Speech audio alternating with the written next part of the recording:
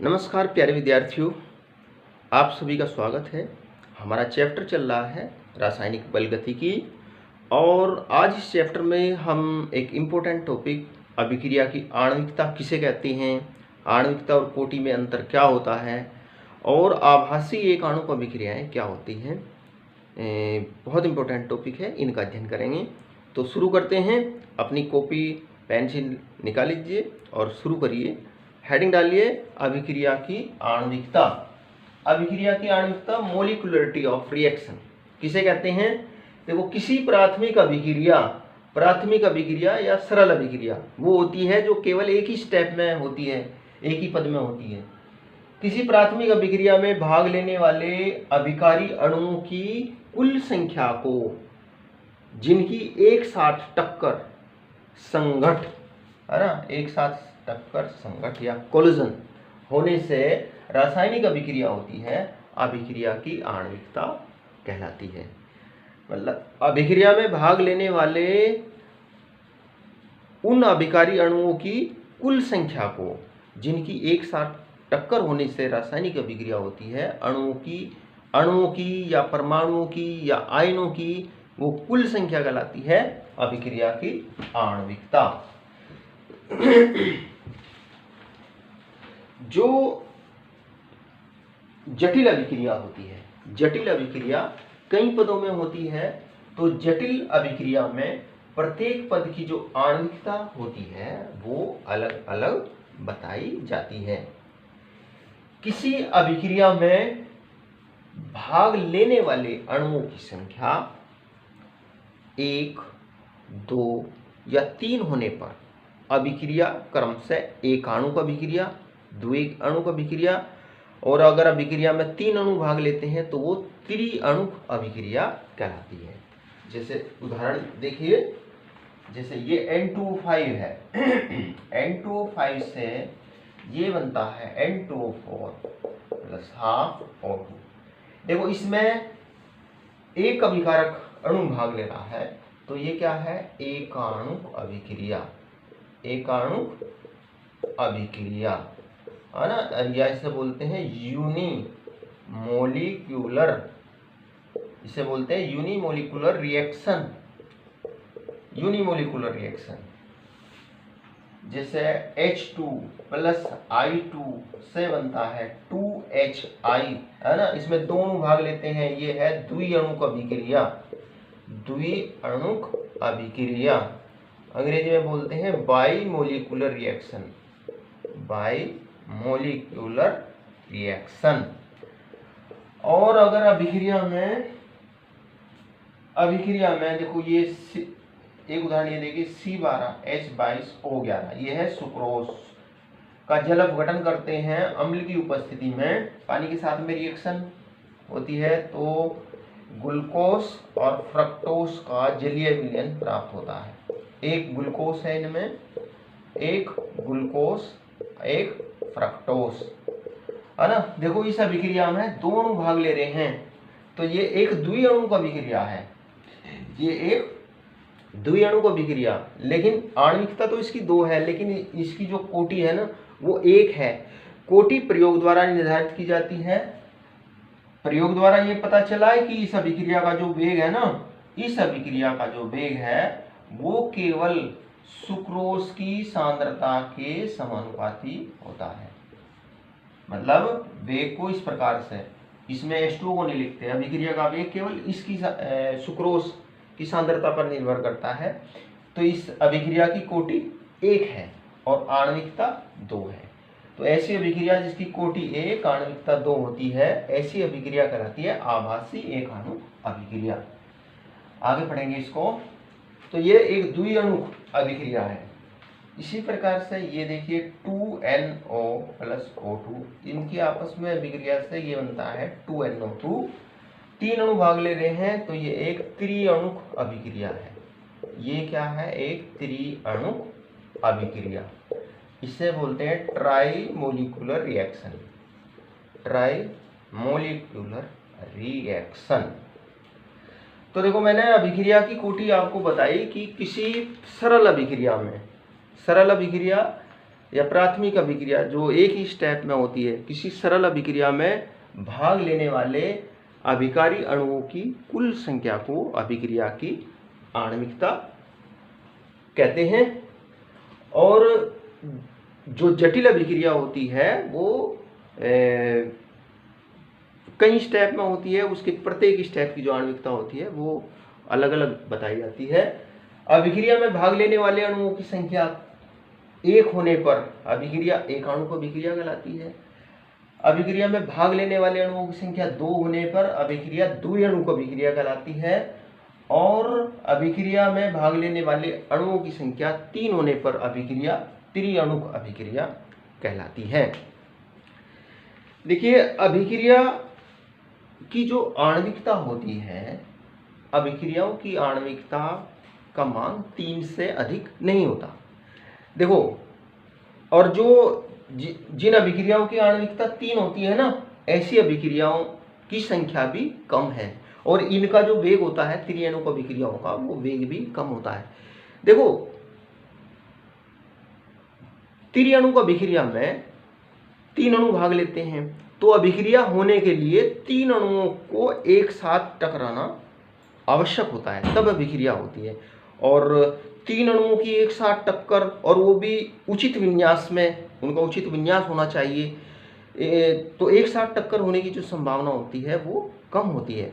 इसीलिए 3 से अधिक आणविकता की जो अभिक्रियाएं होती है वो प्राय नहीं होती, क्योंकि 3 से अधिक आणविकता होने के लिए 3 से अधिक अणुओं को एक साथ टकराना आवश्यक होता है, और 3 से अधिक अणुओं का एक साथ टक्कर होना उचित विन्यास में इसकी संभावना कम होती है। इसलिए अभिक्रियाओं की जो आणविकता होती है वो प्राय 3 से अधिक नहीं होती। तो ये बात हुई अभिक्रिया की आणविकता। अब नेक्स्ट अगला हेडिंग, अभिक्रिया की आणविकता और कोटि में अंतर। अभिक्रिया की आणविकता और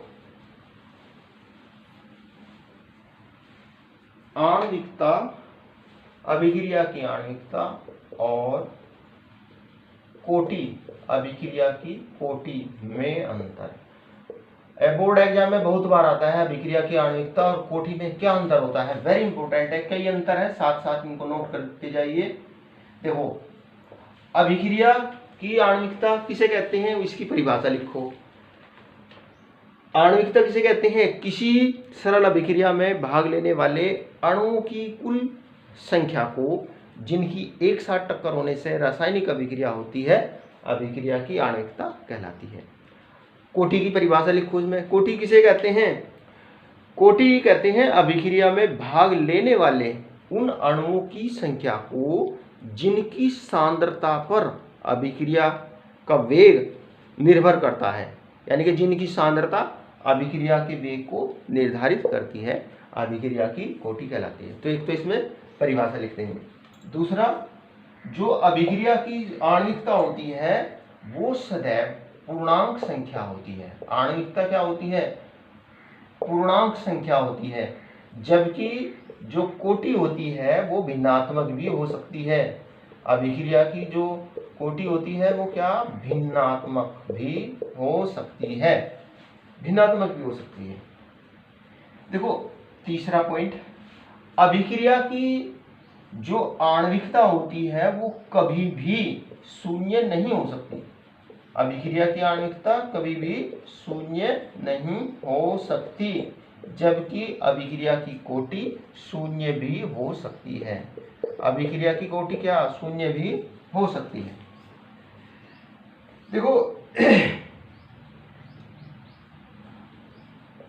अगला पॉइंट, अभिक्रिया की जो आणविकता होती है वो अभिक्रिया के किसी विशेष पद से संबंधित होती है। मतलब मान लो कोई जटिल अभिक्रिया है, तो जटिल अभिक्रिया के तो प्रत्येक पद की जो आणविकता होती है वो अलग अलग होती है। जैसे मान लो A है, A से B बनता है, B से C बनता है, C से ये अंत में उत्पाद D बनता है। तो एक पद ये हो गया है ना, A से B बनना, एक पद ये होगा, B से C बनना, एक पद ये होगा। तो जो अभिक्रिया की जो आणविकता होती है वो प्रत्येक पद की आणविकता अलग अलग बताई जाती है ना, जो जटिल अभिक्रिया होती है। और तो यानी कि जो आणविकता होती है वो किसी विशेष पद से संबंधित होती है, जबकि जो कोटि होती है वो पूरी अभिक्रिया की कोटि बताई जाती है। तो यानी कि जो कोटि होती है वो संपूर्ण अभिक्रिया से संबंधित होती है, और जो जटिल अभिक्रिया के लिए, और जो आणविकता होती है वो किसी विशेष पद से संबंधित होती है। देखो, जो अभिक्रिया की आणविकता होती है ये एक सैद्धांतिक अवधारणा है। जो सरल अभिक्रियाएं होती है उनकी समीकरण देखकर भी, संतुलित समीकरण देखकर भी हम अभिक्रिया की कोटि बता सकते हैं। तो ये एक सैद्धांतिक अवधारणा है, जबकि अभिक्रिया की जो कोटि होती है ये प्रयोगों द्वारा, ये प्रायोगिक सत्य है, प्रयोगों द्वारा निर्धारित की जाती है। तो ये अभिक्रिया की आणविकता और कोटि में मैंने आपको अंतर बताए, वेरी इंपॉर्टेंट। अब नेक्स्ट अगला इंपॉर्टेंट टॉपिक शुरू करते हैं, आभासी एकाणुक अभिक्रियाएं। वेरी इंपॉर्टेंट टॉपिक है आभासी, हेडिंग डालिए, आभासी एकाणुक अभिक्रियाएं। आभासी एकाणुक अभिक्रियाएं। आभासी एकाणुक अभिक्रियाएं, अंग्रेजी में इनको बोलते हैं pseudo, PSUE, pseudo unimolecular, pseudo unimolecular reactions,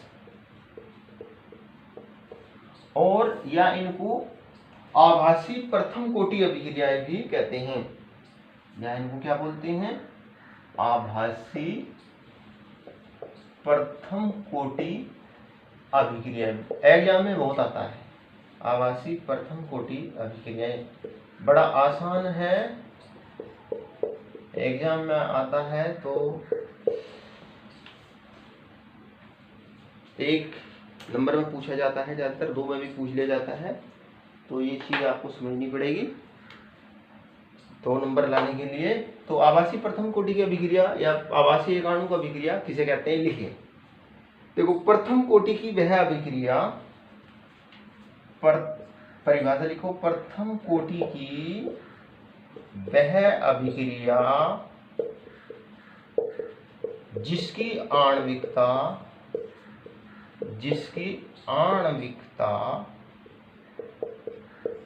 एक नहीं होती, जिसकी आणविकता एक नहीं होती। प्रथम कोटि की वह अभिक्रिया जिसकी आणविकता एक नहीं होती आभासी एकाणुक अभिक्रिया कहलाती है। और एक लाइन और लिखो इसके बारे में, वे अभिक्रियाएं जिनकी कोटि एक होती है, वे अभिक्रियाएं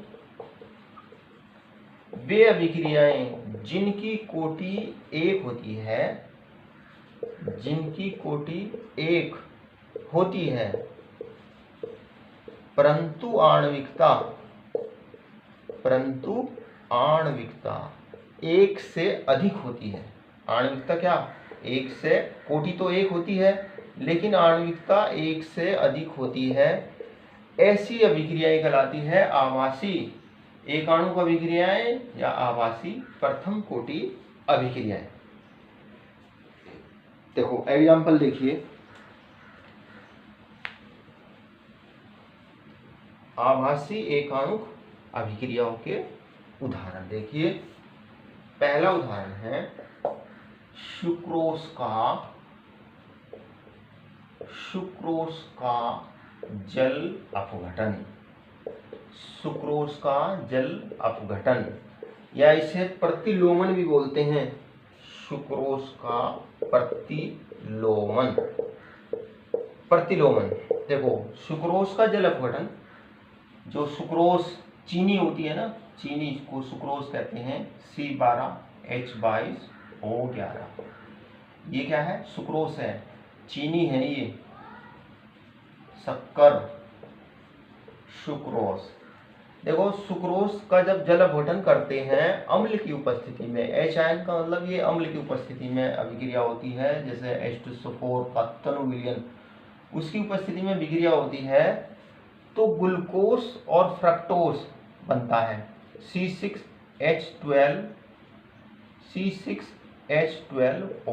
एक ग्लूकोज है इसमें C6H12O6 है ना। एक इसमें है ग्लूकोज, एक इसमें है फ्रक्टोज, एक ग्लूकोज एक फ्रक्टोज है। ग्लूकोज और फ्रक्टोज का विलयन प्राप्त होता है, तो सुक्रोज का जल अपघटन इस प्रकार से होता है और इसे सुक्रोज का प्रतिलोमन भी कहते हैं, क्योंकि जो ग्लूकोज और फ्रक्टोज का जो जलीय विलयन प्राप्त होता है, इसका जो ध्रुवण घूर्णनता का जो चिन्ह होता है, ध्रुवण घूर्णकता का जो चिन्ह होता है वो सुक्रोज के ध्रुवण घूर्णकता के चिन्ह के उल्टा होता है, इसलिए इस अभिक्रिया को प्रतिलोमन भी कहते हैं। तो इसकी जो आणविकता है, इस अभिक्रिया की जो आणविकता है कितनी दिखाई दे रही है आपको? आणविकता अभिक्रिया में भाग लेने वाले अणुओं की संख्या, ये सरल अभिक्रिया है, एक ही स्टेप में होती है, की संख्या कितनी है? 2। अभिक्रिया की आणविकता है 2, लेकिन इस अभिक्रिया की जो कोटि होती है वो 1 होती है। मतलब इस अभिक्रिया का वेग केवल सुक्रोज की सांद्रता पर निर्भर करता है, जल की सांद्रता पर निर्भर नहीं करता। जल की सांद्रता बहुत अधिक होती है इस अभिक्रिया में। पूरी अभिक्रिया के दौरान पानी की जो सांद्रता होती है वो लगभग स्थिर रहती है। तो अभिक्रिया का जो वेग डिपेंड करता है वो सुक्रोज की सांद्रता पर निर्भर करता है, और इसका जो वेग नियम व्यंजक होता है ये होता है, यानी कि इस अभिक्रिया का वेग समानुपाती होता है C12H22O11 की प्रथम घात के समानुपाती होता है, यानी कि वेग बराबर के वेग स्थिरांक रखो समानुपाती चिन्ह की जगह C12H22O11। इस अभिक्रिया का जो वेग नियम है वो ये होता है। और कोटि कितनी होगी इसकी? 1 होगी, है ना। सांद्रता की प्रथम घात के समानुपाती होता है अभिक्रिया का वेग, प्रयोग द्वारा निर्धारित होता है। तो ऐसी अभिक्रिया जिसकी कोटि 1, कोटि इसकी 1 हुई, है ना, प्रयोग द्वारा हमें पता चला। आणविकता इसकी 2 है, संतुलित समीकरण देखकर बता सकते हैं। तो ऐसी अभिक्रियाएं जिनकी आणविकता 2 और कोटि 1 होती है कहलाती है आभासी एक अणु अभिक्रियाएं। वेरी इंपॉर्टेंट है, याद करना इसको अच्छी तरीके से। दूसरा उदाहरण देखिए, एथिल एसीटेट का जल अपघटन।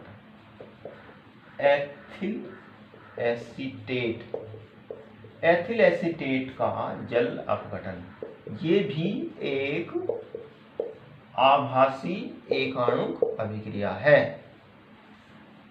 भाई देखो कोटि 1 होती है तो ऐसा आभास होता है कि आणविकता भी 1 की होगी, लेकिन आणविकता 1 नहीं होती, आणविकता 1 से अधिक होती है। एथिल एसीटेट सूत्र होगा CH3COO2H5। एथिल एसीटेट का जल अपघटन करते हैं तनु अम्ल की उपस्थिति में, H आयन का मतलब तनु अम्ल की उपस्थिति में, तो एक तो बनता है CH3COOH प्लस C2H5OH।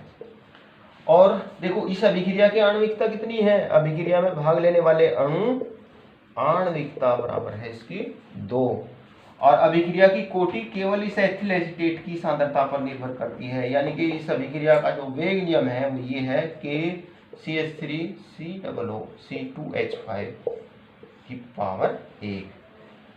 अभिक्रिया का वेग केवल इस एथिल एसीटेट की सांद्रता की प्रथम घात के समानुपाती होता है, जल की सांद्रता पर निर्भर नहीं करता, क्योंकि अभिक्रिया में पानी अधिक मात्रा में होता है। अभिक्रिया के दौरान इसकी सांद्रता जो है लगभग स्थिर रहती है, तो अभिक्रिया का जो वेग निर्धारित होता है वो इसकी सांद्रता के प्रथम घात के समानुपाती होता है, इसलिए इसकी कोटि 1 है और आणविकता 2। तो ये ऐसी अभिक्रिया कहलाती है आभासी एक आणुक अभिक्रियाएं। आभास होता है मतलब एक आणुक की अभिक्रिया में एक अणु भाग ले रहा है, लेकिन क्योंकि कोटि 1 होती है, कोटि 1 होने की वजह से ऐसा आभास होता है कि आणविकता भी 1 ही होगी, लेकिन वास्तव में आणविकता कितनी होती है? 2 होती है। तो ऐसी अभिक्रिया जिसकी कोटि 1 और आणविकता 2 होती है, ऐसी अभिक्रिया कहलाती है आभासी एक आणुक अभिक्रिया। तो मैं आशा करता हूँ कि आपकी समझ में ये सारी चीज़ें आई होंगी। आज के टॉपिक में इतना ही, नेक्स्ट टॉपिक में अगली वीडियो में मिलते हैं। नमस्कार, थैंक यू।